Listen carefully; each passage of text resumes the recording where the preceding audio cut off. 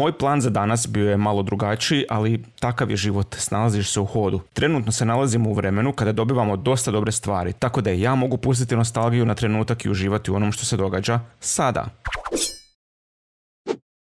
Prije tjedan dana izašao je RuneScape Dragon Wilds. Jučer je iz ne tako vedra neba, jer su procurile neke informacije ranije, izašao remaster Obliviona i gotovo je cijela gaming zajednica zajahala taj val. Kad sam vidio da zahtjeva 32 GB rama, shvatio sam da sam jako staromodan i da ću se uskoro morati ažurirati ako želim u potpunosti sudjelovati u modernom dobu. I ne samo to, nego izlazi i Expedition 33 za one koji prate kanal od početka, znači da mi je to jedna od najiščekivanijih igara ove godine. I kao da to nije dovoljno, Sony nas je upravo podsjetio da postoje, i to kako. Izbacili su novi trailer za Ghost of Yotei skupa s datumom.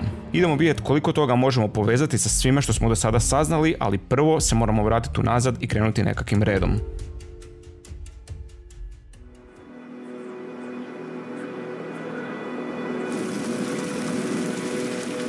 We are beyond the edge of Japan. Prvi trailer za Yotei dobili smo prošle godine u Sonyjevom State of Playu. Ova najava potvrdila je da je riječ o nastavku igre Ghost of Tsushima, smještenom više od 300 godina nakon originala sa planiranim ekskluzivnim izdanjem za PlayStation 5 u 2025. Tu smo saznali one najbitnije stvari, da igra dolazi uskoro i da u njoj neće sudjelovati Jin Sakai, nego novi glavni lik, ili likuša.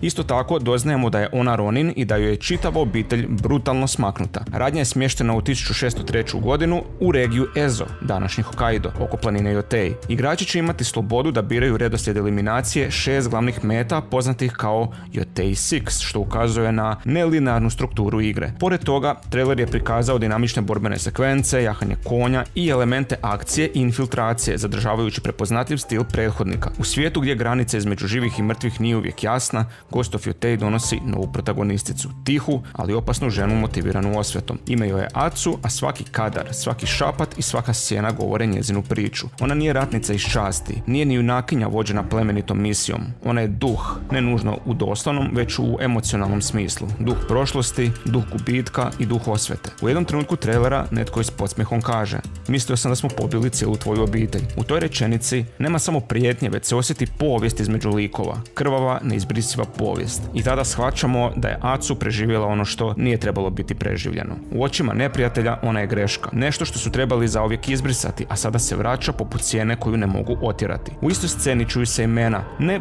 obična imena, već nekakve titule. Zmija, Oni, Kitsune, Pauk, Zmaj i gospodar Seito. Svaki od njih zvuči kao lik iz Noćne more, kao entitet iz japanske mitologije, ali u kontekstu ove priče oni su stvarni. Možda su demoni, možda su ratnici, možda su izdajnici, ali jedno je sigurno. Svaki od njih ima svoju ulogu u tragediji koja je oblikovala Atsu i svaki će vjerojatno pasti. No ono što Atsu čini više od oruđa osvete je njezina ljudskost. Saznali smo da ona nosi nadimak Mali Vuk i nije tako teško zamisliti kako je dobila to ime. Vuk je samotnjak, ali i predvodnik čopora. On je strpljiv, ali i nemilosrdan. U njoj se spajaju instinkt i srce, tuga i bijes, ali jedna bliska osoba ju naziva Situreinu, što znači onaj koji se lako gubi u lovu. Ako pogledate trailer, shvatit ćete da to zvuči kao opomena, jer Atsu nije samo u lovu na neprijatelje, ona je u lovu na pravdu, mir i na smisao. A u tom lovu lako je izgubiti se, lako je postati ono protiv čega se boriš i možda je to njezina najveća prijetnja. Ne mačevi i ne demoni, nego mogućnost da kad sve završi više ne bude jasno tko je ona zapravo.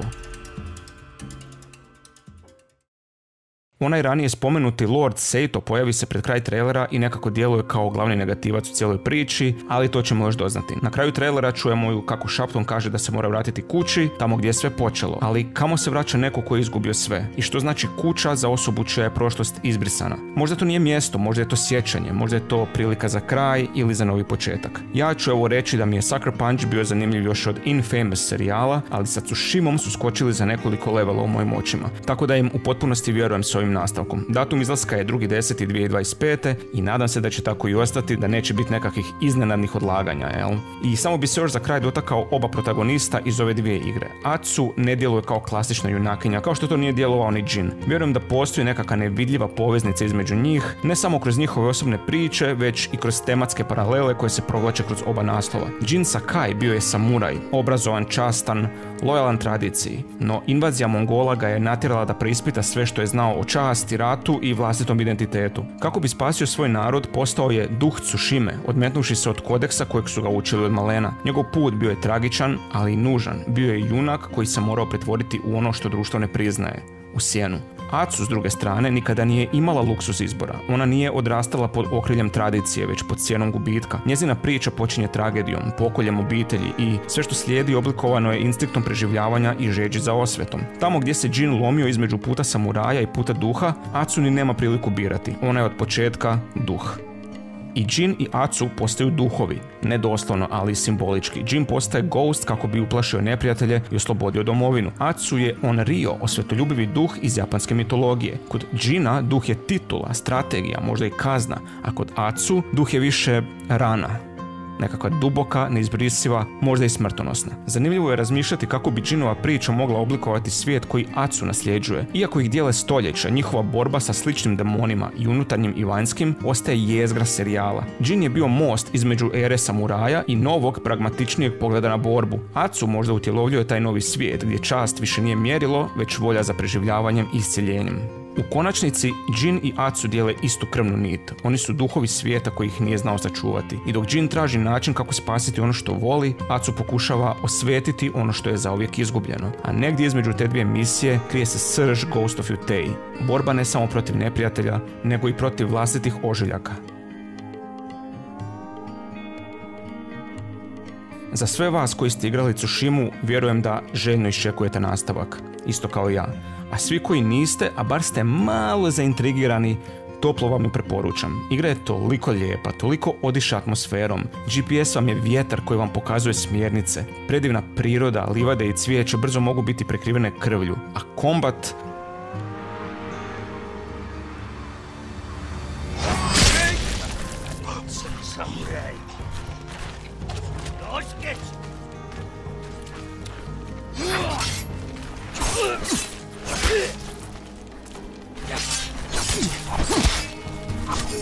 Kombat je sjajan. Znam da mi je u početku bilo teško naviknut se jer nije tipični hack and slash, nego je malo sporije. Igra vas uči strpljenju. Pratiš poteze neprijatelja da vidiš šta će napraviti, pa onda reagiraš sukladno tome. Stvarno je fenomenalno. Isto kao i sa Red Dead 2, namjeravam napraviti video posvećen ovoj igri jer ona to zaslužuje. Samo mi dajte malo vremena.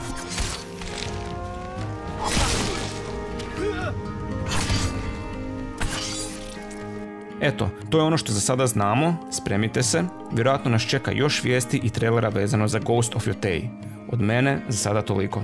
Hvala na gledanju, ljudi, vidimo se.